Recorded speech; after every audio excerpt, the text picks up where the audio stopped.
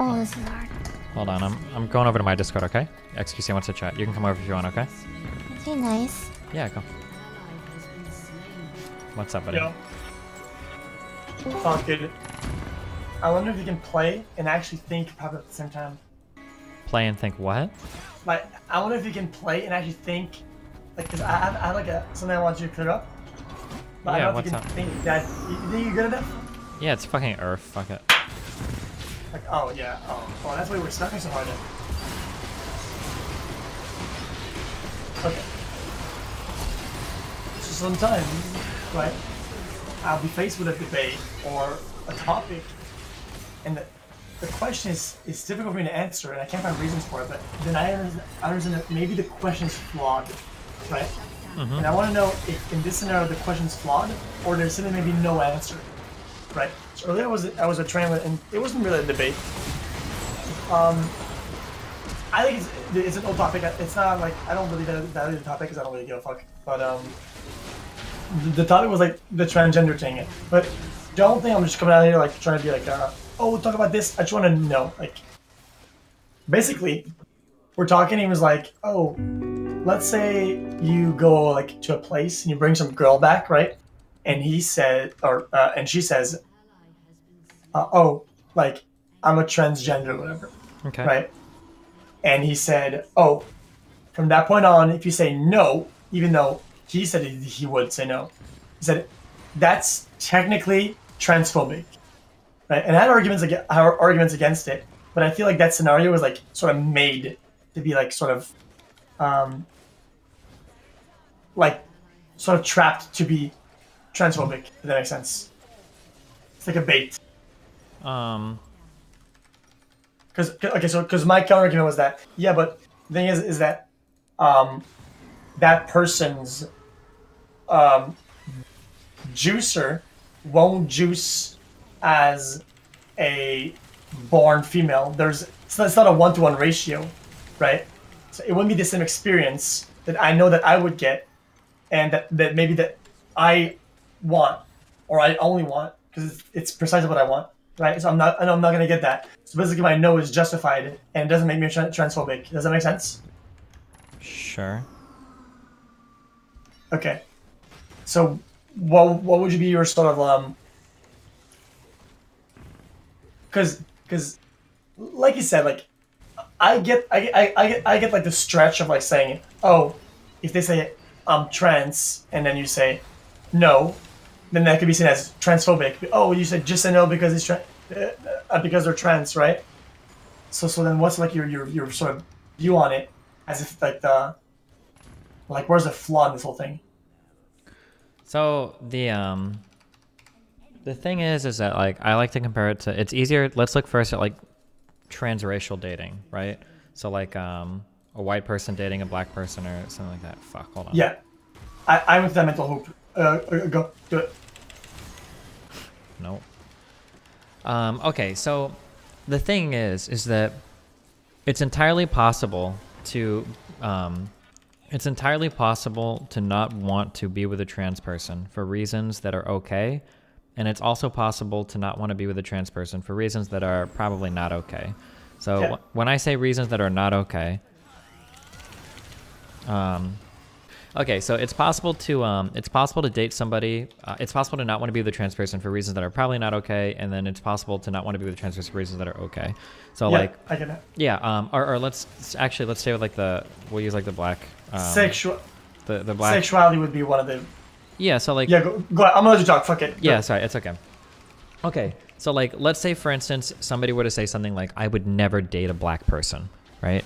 Yeah. If you say that, what it sounds like is that it sounds like you have like some kind of preconceived notions about black people that are probably racist. Yep. And you probably should like take a look at that. You should probably rephrase that in more like, I would prefer to date this type instead of targeting that one. Well, yeah, and not even necessarily like rephrasing it, but like just like take a look at like, why don't you want to date black people? So like, for instance, it could be that you just prefer the way that like other races look, and if that's the case, that's fine. No one can hold anything against you for like preferences in terms of like how people look generally. Of course. But now let's say that it's more just like you think that every black person is actually like, you know, like some kind of racist caricature or something, right?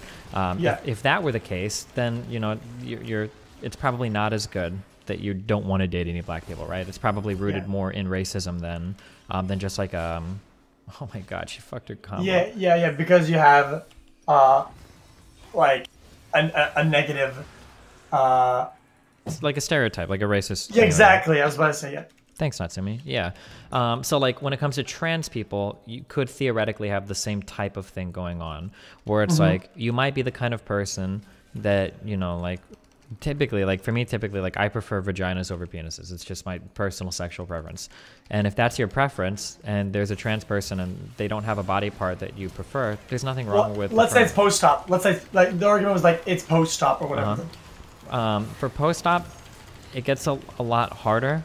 It's not well. Okay, so my thing on it was that it's not 1-to-1. Therefore, it's kind of unfair to make the comparison or whatever. What do you mean by 1-to-1? It's the experience it'll give and how it operates will not be 1-to-1 to what a naturally born female would be.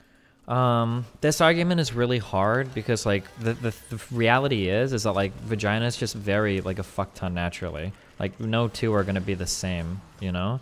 So like I'm not. Yeah, of course. So in terms of like not functioning like a normal one, like I don't know if there's like a normal for like how our vagina necessarily functions, you know? Okay. Well, I think since we went on into that branch of the argument, then my thought was that, dude, I don't want to get into, I don't want this topic to get sexual, right? Well, I mean, like sex is a big part of like this. Yeah, it's a big part of this. Yeah, so you have to, right? So let's say that whenever, let's say I have like an intercourse, I expect, you know, a certain amount of juices, right?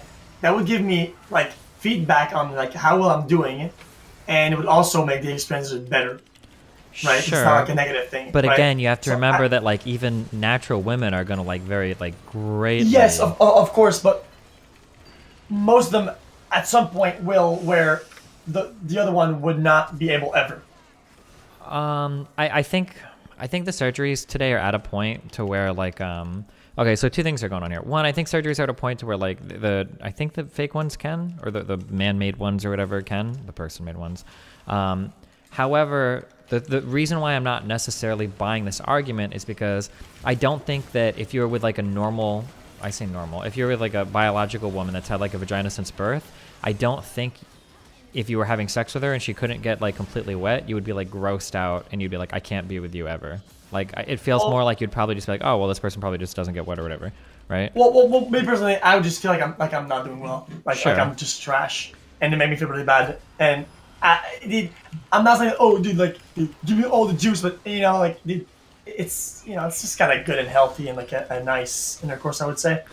Okay. No, dude, my bad, dude. I don't, like I said, I don't want to make it sexual. Just like like I'm trying to say, like I'm trying to bring this as a point of view of like. Yeah, no, and I mean, like you can, I mean, you can have that preference too. Like if somebody doesn't get like very wet, I mean, like it can take away from the experience. I mean, I understand. I mean, you'll make like even like women can be made to feel shitty about that too. But I mean, like I understand what you're saying. True. Okay. Oh my god. Mad and fucking Earth. What the So fuck? Oh my so god. then with this line of thought that you were going with like the black person, there are some no's that would be justified, and some that wouldn't or would just make you just transphobic, right? Such as, let's say like a concern could be a sexual thing if it was better constructed or had a better idea, but a bad one would be like, oh, because it's not a real whatever. That'd be like a bad one, like something. Well, I mean, like yeah, when I say bad, what I mean is like in that point you're probably just not saying valid. like, yeah.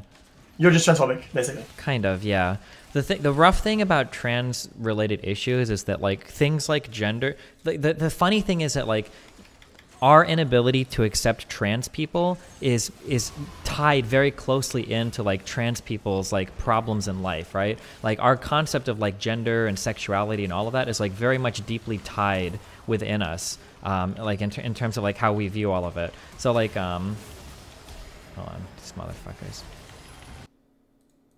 Okay. I just feel like if you were to not give justification at all, right? I feel like this action of saying no, in no capacity, could make you transphobic, right? As where being transphobic would be through reasoning, mindset, behavior. Like these things, if you were transphobic, like would make you a transphobic person. But just saying no, like probably wouldn't. Like just this. Okay, you're transphobic. Anything you say doesn't necessarily make you one thing. It's your actual thought process. The thing is that Exactly. we have to use words to get to people's thought processes because we can't actually know what any person's thought process is. We can only guess, right? Yeah. So, okay, so I'm sorry. So the concept of like gender and sexuality and sexual preferences are all like very, very, very hardwired into us. And so it's very hard to imagine like a guy that has a vagina or a girl that has a penis. These things require like a great deal of like mental like thought to overcome. Like you have to spend a lot of time like digging through these topics. So you have to get detached from your like your the perspective you were sort of born with and you got built into. You have to like sort of not forget that, but like take a step back from that and like learn new things. But they're so deeply rooted, it's very hard. Isn't that like cognitive dissonance or whatever the fuck? Kind of, not kind of close enough. But it's just like it's a really, really, really hard thing to get over.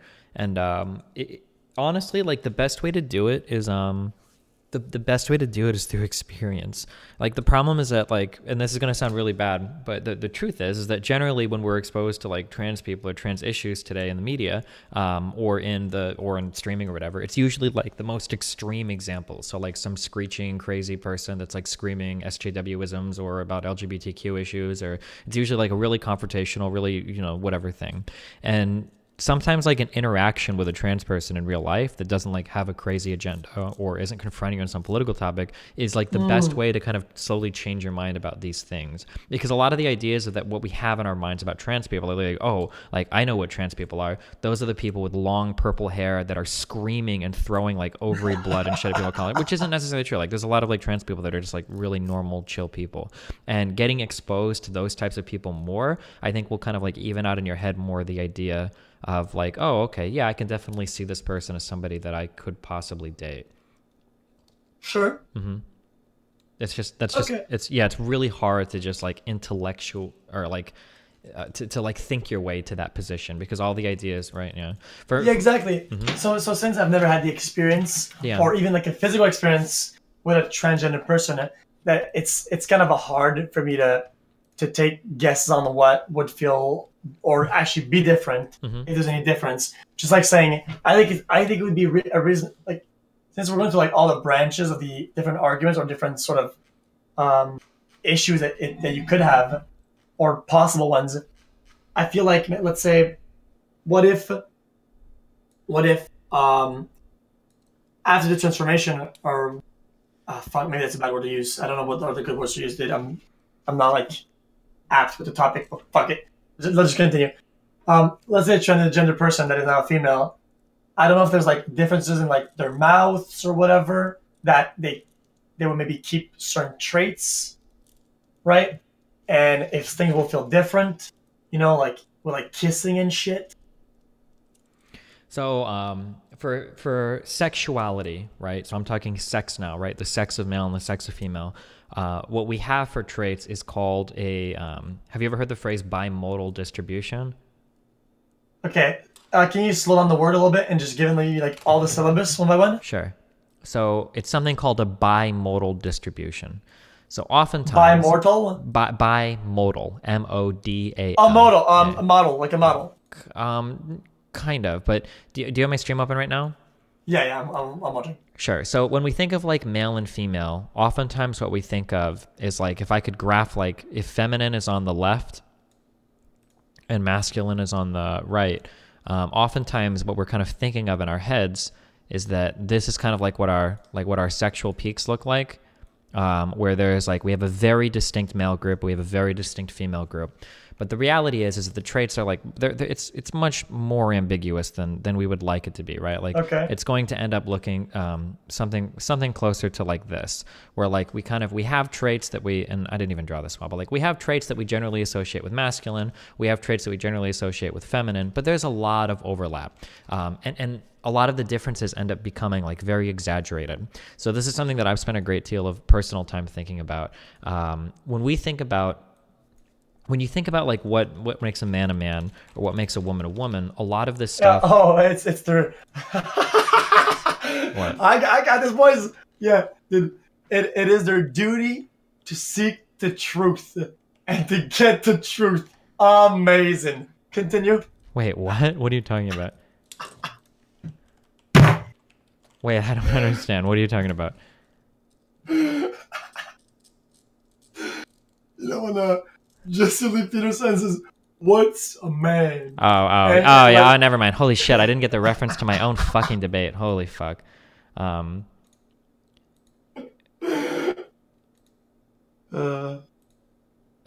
Anyway, sorry.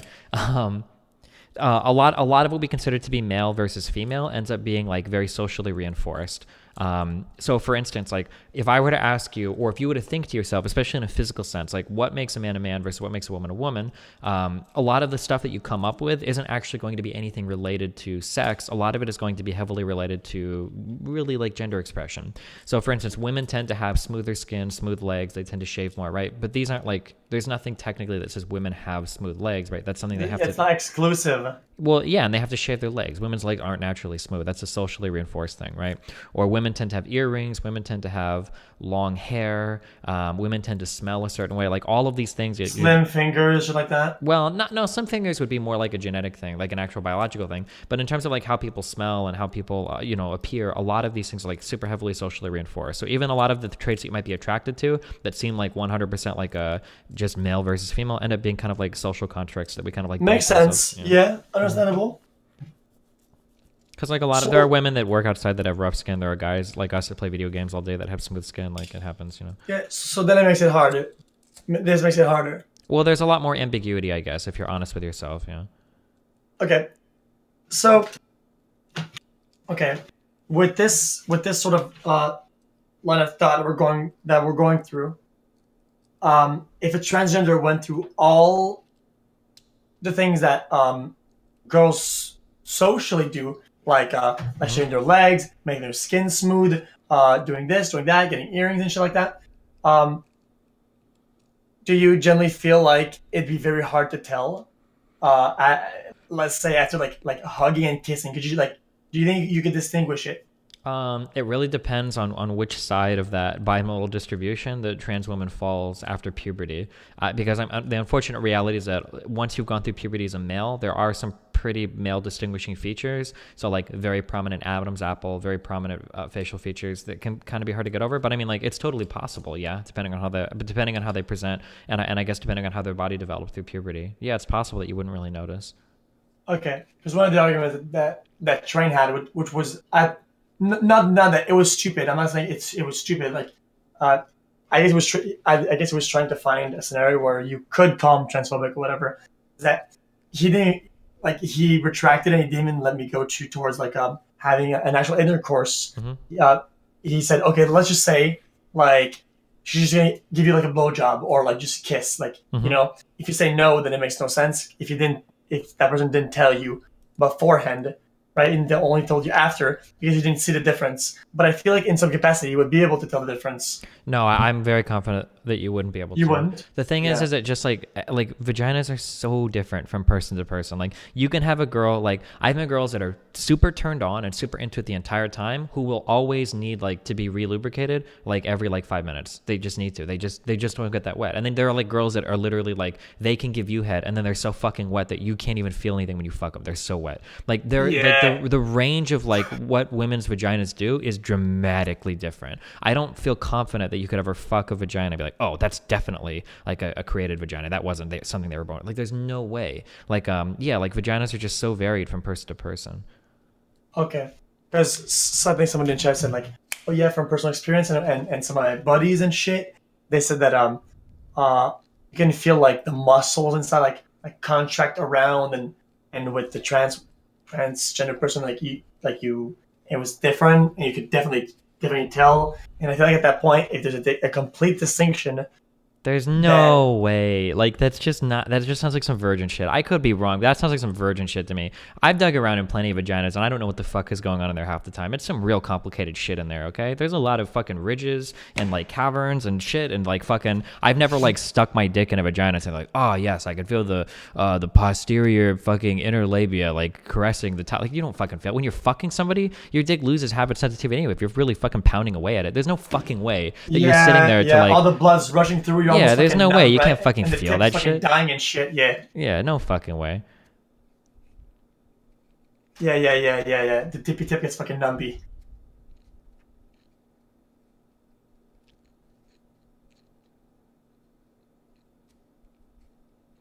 You've never used your finger, dude? Yeah, but the thing is, the difference between you and me is that I've done it on more than one person. Like, the inside of every girl feels, like, very fucking different. Like, what the fuck?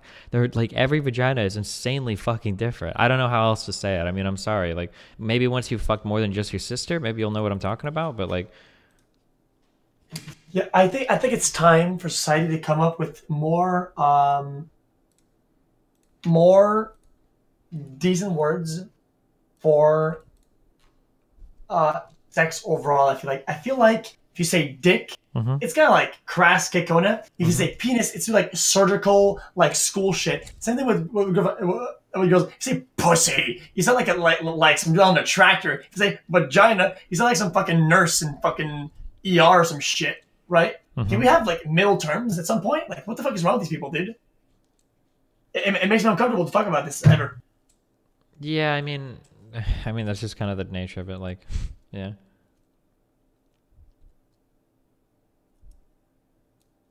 Yeah, see, all these words in chat, these all disgust me, dude. What is that? What is that? Evolve? I don't know what the fuck that is, dude. I'm gonna Google that. It's similar with, like, even when you're talking about, like, for girls, like, talking about their underwear is, like, can even feel kind of weird. Like, oh, I should have. Yeah, like, underwear obviously sounds like you're talking about, like, grandma shit. Panties sounds like you're talking to, like, a fucking 12-year-old. Like, I don't know. I guess yeah, I don't know. There's, like, the words, I guess, kind of suck, but that's just the nature of the game, I guess. Okay. Fuck. Everything related to gender and sexuality is, like, super fucking complicated, and a lot of it requires like a lot of, like, real life experience.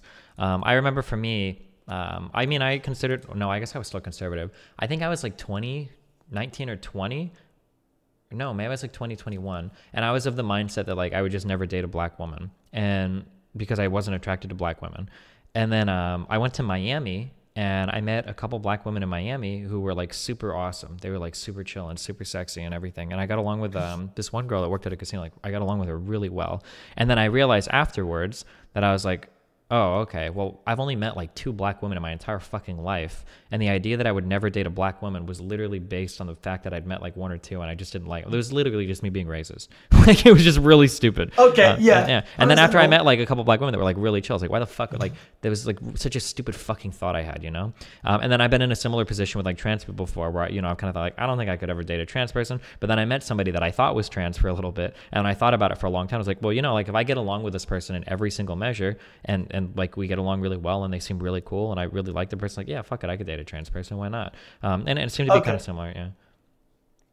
Okay, makes all sense. Okay, I went to that mental hoop, and my conclusion, I went to this mental hoop of, like, in my head, I got a black analogy like that. Not like, but fuck, terrible word for it.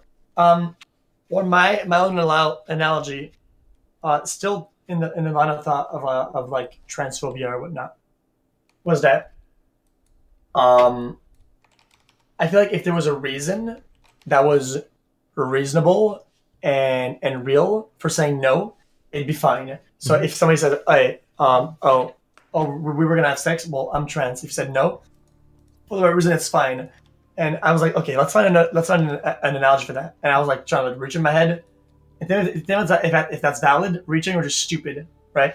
So I had an analogy in my head. Let's say like I'm hiring people to make a commercial with like multiple ethnicities, right? Mm-hmm. Let's say like Asian, like Russian, like white, black, whatever, right? Mm-hmm. And then like I already have, let's say, like the Asian, white, like the black person I hired, and then I'm still running interviews, and some dude comes in and he's black, right? Mm-hmm. And I'm like, yeah, no, you're not hired. Like, goodbye, right? That's not racist, right? If he doesn't meet the qualifications or whatever, or Well, no, because I already have a black guy for the black spot. oh, I mean, I guess if you're like trying to fill like specific quotas or something. Yeah, exactly, for that purpose. So then I said no, only, let's say, because he was black, but that was there was a valid reason why, because that spot was like taken.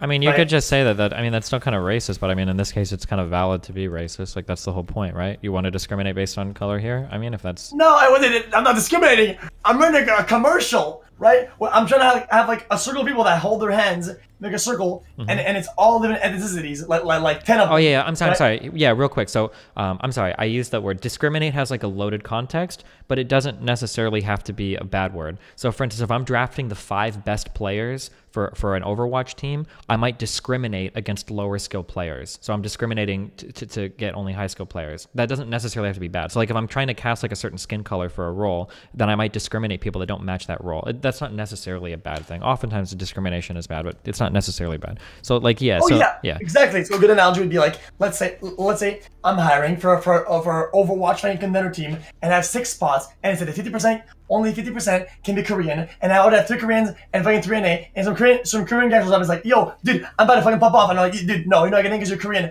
I'm not being culturally insensitive or racist towards Korean people. I just can't get them because there's a fucking roster lock on 50%. Does that make sense? Yeah, that would probably be okay. Sure. Okay, then fuck it, I win. Wait, okay. Wait, what did we win? That's it. We win. Wait, what did we win though? I win that in a sense that if there's valid reason, if there's valid, non-biased, non-against that type for the bad reasons, it's still okay just to say no. Oh, If it's sure. valid. Yeah. The reason why Trainwreck is probably so caught up on it is because he argues with Izzy a lot, and I think Izzy is trying to get at the idea that Trainwreck is probably harboring some internal, some kind of like internal transphobia that he's like not being honest with himself or with Izzy about, and that's kind of why they get into it so much. So like, Wait, is Izzy a trans person? Yeah, Izzy's a trans woman. Wait, isn't that Asmongold's girlfriend? No. Izzy, whatever the person that goes on the podcast, not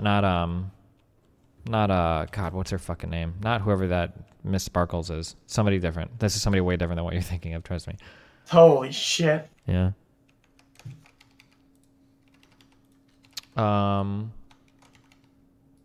What was I Oh yeah, but anyway, have you ever heard of the phrase like a post hoc rationalization? No. So a post hoc rationalization basically means you're thinking of a conclusion, and then you're gonna find any way to get there, no matter what. Yes. Yeah. I've heard you said it before when you were showing the background. Yeah. Yeah. So like this is that something. like a fallacy? So sorry for cutting you off. Is that like some sort of fallacy? Not a fallacy, but like a bad concept of arguing, or when you present your data, it's like all like loaded or trash. Yeah, it's like a form of motivated reasoning, basically. Okay. And yeah. I mean, like, for arguing with other people, technically, no one else can ever really call you out on this. I mean, they could if you say enough things that makes it look like you're doing it.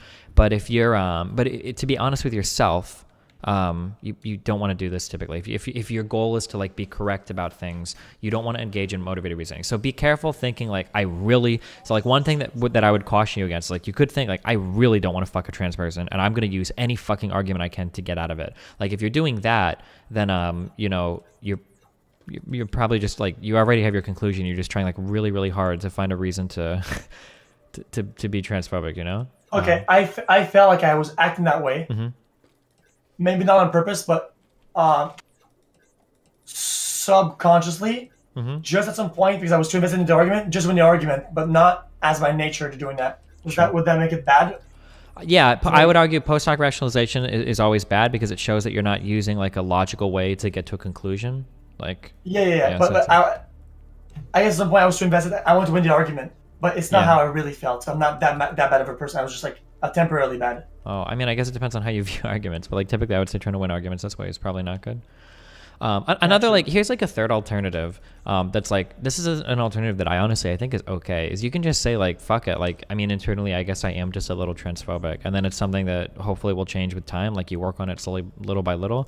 Like, transphobia that's a really fucking, like, we're getting into some very like postmodern interpretations of gender roles in society for us to be super 100% okay with like transgender people and having sex with or relationshiping with transgender people. Like, this is a really hard topic that requires a great deal of thinking to get around. And also, I think a lot of data information and reassurance. Like, like for me, like I generally no kappa. I don't see myself being like against it out of the blue or when I did it. Like, I just want to get the juice. And I currently feel with what I've seen and what I've heard and what I've read on unbiased sources, I feel like I wouldn't get the same juice. And that makes me a little sad. And I'm trying to have my arguments not loaded with garbage and trying to focus on that. Sure. The fact that I'm not going to get the same juice. But if I were to be convinced that the juice is the same, I wouldn't give a fuck.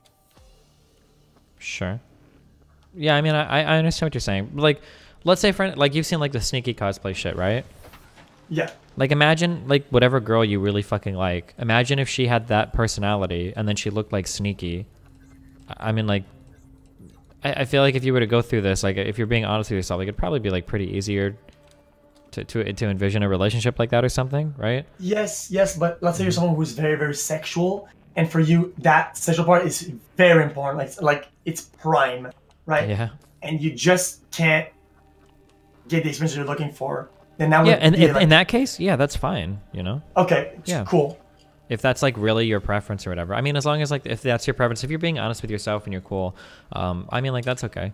And like I said, like, I'm pretty much the same way. Like, I think I'm pretty cool with trans people and in every like size, shape, and form. I don't know. I'm not entirely 100% sure if I would want to be in a long-term relationship with a trans person, just because I'm not like into dicks that way.